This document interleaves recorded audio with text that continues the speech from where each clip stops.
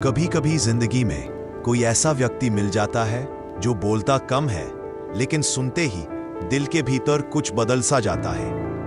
कभी कोई शब्द नहीं, बस एक भाव, और मन ठीक उसी पल ऐसा लगता है जैसे किसी ने अंदर की घबराहट थामकर एकदम शांत कर दी हो। आखिर ये कैसा जादू होता है और कैसे सिर्फ एक वाक्य इंसान के जीवन की दिशा बदल सकता है।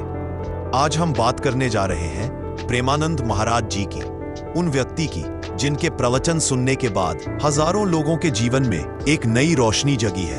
प्रेमानंद महाराज जी का प्रवचन कोई शोर नहीं होता, न वे ऊंची आवाज में बोलते हैं, न भावनाओं का बाजार लगाते हैं। उनकी बोली शांत होती है और बातें सीधी। वो कहते हैं, प्रेम करो बिना शर्त के, भक्ति करो, दिखावा नहीं। उनकी सरलता ही उनकी ताकत है। इसी वजह से हर उम्र का व्यक्ति उन्हें सुनने बैठ जाता है।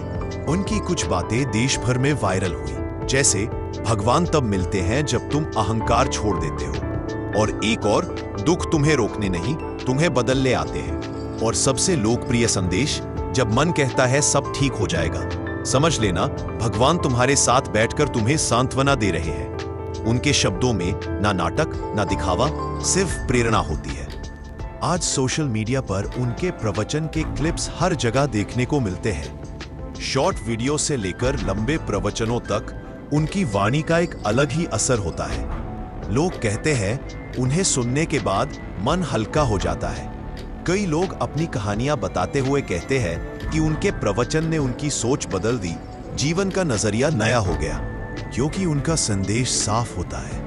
भक्ति का मतलब शांति है, प्रदर्शन नहीं। प्रेम का मतलब विस्तार है, सीमा नहीं। और जीवन का मतलब भाग दौड़ नहीं, अंदर की शांति है। वो मुश्किल बातों को बहुत आसान शब्दों में समझा देते हैं। आज के युग में जब लोग शोर से भाग रहे हैं, प्रेमानंद महाराज जी जैसे संत शांति की तरफ एक रास्ता दिखाते हैं। उनके प्रवचन इस बात का प्रमाण है कि कभी कभी सबसे गहरी बातें सबसे धीरे बोले गए शब्दों में होती है।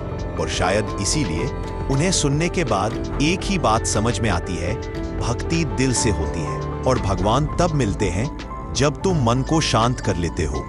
तो आज की इस यात्रा का अंत यहीं पर प्रेमानंद महाराज जी की वाणी का सफर इस वीडियो से बहुत आगे तक जाता है। अगर इनके शब्दों ने आपके मन में जरा सी भी शांति जगाई हो तो समझ लीजिए यही उनकी असली प्रेरणा है। मिलते हैं अगले अध्याय में। तब तक मन को शांत रखिए और जीवन में प्रेम को जिंदा। धन्यवाद।